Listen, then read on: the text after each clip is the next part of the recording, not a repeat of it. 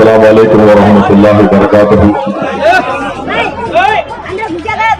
मंच पर बैठे हुए पुल निर्माण संघर्ष समिति के तमाम जिम्मेदारान, मोहतरम जनाब अख्तरुल ईमान साहब रुकन असम्बली वो बिहार के मजलिस इत्तेहादुल मुस्लिमीन के सदर, मोहतरम जनाब आदिल हसन साहब यूथ मजलिस इत्तेहादुल मुस्लिमीन बिहार के सदर, मेरे तमाम मजलिस के साथी रुफ़क़ा क़ायदीन, मोअज़्ज़िज़ हाज़रीन कराम, बुजुर्गान मिल्लत, मैं सीमांचल की जनता को ये पैगाम देने आया हूं कि कम से कम अब की बार आप ऐसे लोगों को अपना विधायक बनाइए, एमएलए बनाइए, सांसद बनाइए, जब वो पटना और दिल्ली पहुंचेंगे तब भी वो आपकी तकलीफ को अपने सीने में महसूस करके अपनी जबानों से आपके इंसाफ की लड़ाई को जारी रखेंगे।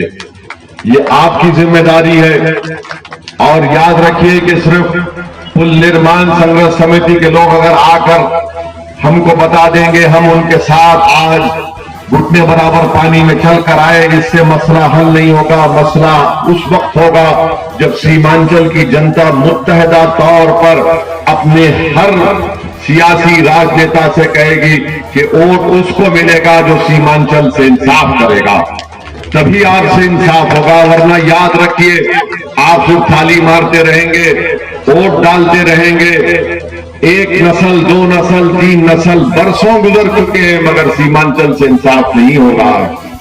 मेरे अजीज दोस्तों और बुजुर्गों, आपसे हम गुजारिश कर रहे हैं कि आप संजीदगी के साथ इन हमारी बातों पर गौर करिए। हम सियासत नहीं करने आए हैं। हमने जब बिहार में मजलिस इत्तेहादुल मुस्लिमीन की शुरुआत की 2015 अगस्त में किशनगंज के उस मैदान में हमने जनसभा की थी। और जब हमारी जनसभा हो रही थी तो उससे एक दिन पहले इतनी बारिश हुई कि पूरा मैदान कीचड़ बन चुका था, मगर उसके बावजूद भी हमने और आपने उस जनसभा को हजारों की तादाद में शिरकत करके कामयाब किया।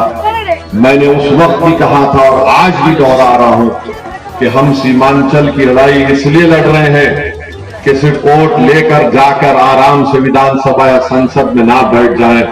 हम सीमांचल की लड़ाई इसलिए लड़ रहे हैं क्योंकि इस सरजमीन पर बसने वाले इंसान हैं और उनको इंसानों की तरह देखने की जरूरत है, उनको वोट बैंक की तरह देखने की जरूरत नहीं है।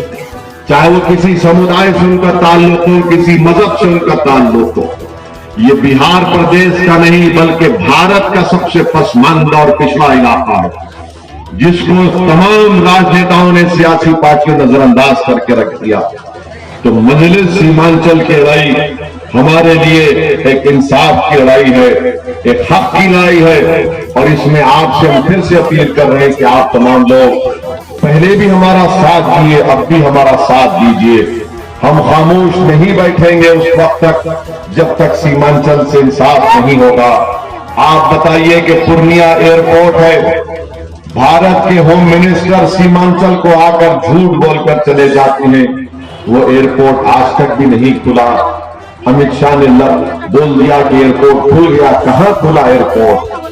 सीमांचल की जनता मुतालबा कर रही है कि पटना हाईकोर्ट के एक बेंच को यहां पर खोला जाए, क्योंकि यहां की जनता पूर्णिया से निकलकर 350-400 किलोमीटर का सफर नहीं कर पाती।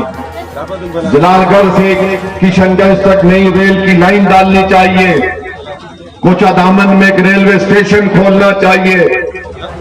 आप बताइए कि आलू की कीमत नहीं मिलती, 3 रुपये 4 रुपये किलो मिलती है।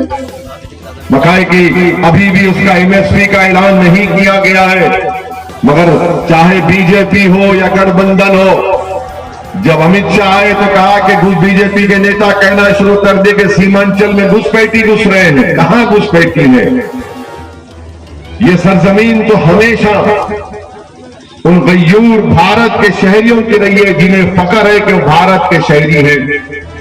दूर दूर तक कोई घुसपैठी नहीं, अगर है तो फिर आप निकाल कर फेंकिए, मगर पूरे इस इलाके को बदनाम करना, यहां के लोगों को बदनाम करना, ये बीजेपी की साजिश रही है। गठबंधन का जलसा हुआ, जनसभा हुई तो सबने मिलकर गाली हमको दी। पेट भर भर कर गाली दी। ऐसा नीतीश कुमार ने, तेजस्वी ने हमको गाली दी, ऐसा लग रहा था कि रात में इनको नींद नहीं आती जब तक ओवैसी को गाली नहीं दे देते। आप गाली दीजिए जरूर, आप गाली दीजिए जरूर, क्योंकि शायद आपकी मानसिकता वही है कि गाली देना आपकी सोच होगी।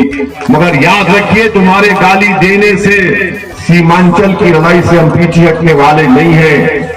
आप जितनी गाली देंगे उतनी शिद्दत से अख्तरुल ईमान आगे बढ़ेगा सीमांचल की जनता के इंसाफ के लिए। आप अंदाजा लगाइए कि गाली पे गाली हमको देते हैं। नीतीश कुमार कहते हैं कि मुसलमान की पार्टी। नीतीश कुमार, ये आपको कैसे मालूम हुआ कि मजलिस मुसलमान की पार्टी है? तो फिर आप क्या कुशवाहों के और कुर्मियों के लीडर हैं? क्योंकि आप खुद वही हैं। मगर मुसलमान की पार्टी नीतीश कुमार, भारत की लोकतंत्र में अंबेडकर के बनाए हुए संविधान में मुझे हर कमजोर और मजलूम के लिए लड़ने का हासिल है, चाहे मुसलमान हो, दलित हो, आदिवासी हो, सीमांचल का दबा हुआ और कुचला हुआ इंसान हो। आपके लिए मुझे आपसे सर्टिफिकेट लेने की जरूरत नहीं है। और आपने कई मर्तबा बीजेपी का साथ दिया, बीजेपी को छोड़ा। सर्टिफिकेट आप मत दीजिए, पहले आप बताइए कि आप क्या हैं। आज सब लोग सीमांचल को जब आते हैं तो चुनाव के वक्त आकर बड़े दिल फरेब बातें की जाती हैं, ख्वाब दिखाया जाता है, झूठे ख्वाब दिखाए जाते हैं, मगर नतीजा ही निकलता है कि चुनाव के बाद सब भूल जाते हैं। कहां गया वो तेजस्वी यादव? कहा था उसमें कि सीमांचल डेवलपमेंट काउंसिल बनाएंगे। बनाइए सीमांचल डेवलपमेंट काउंसिल, क्यों नहीं बनाते यार? हमने भारत की पार्लियामेंट लोकसभा में, भारत की सबसे बड़ी पंचायत में हमने प्राइवेट मेंबर बिल बनाकर डाला कि आर्टिकल 341, आर्टिकल 371 के तहत हमने इस बात का बिल डाला कि सीमांचल में डेवलपमेंट काउंसिल बनाया जाए, क्योंकि यहां के राजनेता बैठकर तय करेंगे कि यहां का पैसा कहां पर खर्चा किया जाएगा। मगर आप उस पर वादा तो कर दिए, चुनाव में हमको गाली देकर वोट तो ले लिए, मगर आज सीमांचल आपको याद नहीं आता। और फिर अब हम मीडिया के लोग हमसे पूछते हैं कि नीतीश कुमार प्रधानमंत्री बनना चाहते हैं, इस पर आपकी क्या राय है? हम मीडिया के लोगों को ही बता चुके हैं, आपको ही बता रहे हैं। हम भारत के मौजूदा प्रधानमंत्री को बता रहे हैं, वो प्रधानमंत्री जिससे ज्यादा दिल्ली के बादशाह सलामत बनकर बैठे हैं अभी। हम उनको भी बता रहे हैं कि दिल्ली का रास्ता पटना से नहीं जाता, सीमांचल से जाएगा इंशाअल्लाह। आपकी बात, जो सीमांचल से इंसाफ करेगा वो ही दिल्ली तक पहुंचेगा, राज करेगा। अगर कोई समझ रहा है कि पटना से निकलकर चला जाएगा तो पटना से जाओ, मगर तुमको सत्ता नहीं मिलेगी। सीमांचल की जनता से इंसाफ जो करेगा उसी को इख्तिदार पर बैठने का मौका मिलेगा। जो सीमांचल की जनता से इंसाफ नहीं करेगा, जनता उसका साथ नहीं देगी। हम आपसे अपील कर रहे हैं कि इतने बरस गुजर चुके हैं, आपको एक फैसला लेने की जरूरत है। हमारा इस्तेसाल को खत्म करिए, आपकी तकलीफ को खत्म करिए। अपने बच्चों के लिए स्कूल, अपनी बेटियों के लिए डिग्री कॉलेज, हमारे किसानों के लिए उनकी जो भी मुल्क बना रहे हैं, खराब लेकर आ रहे हैं, उसका उनको रेट मिले।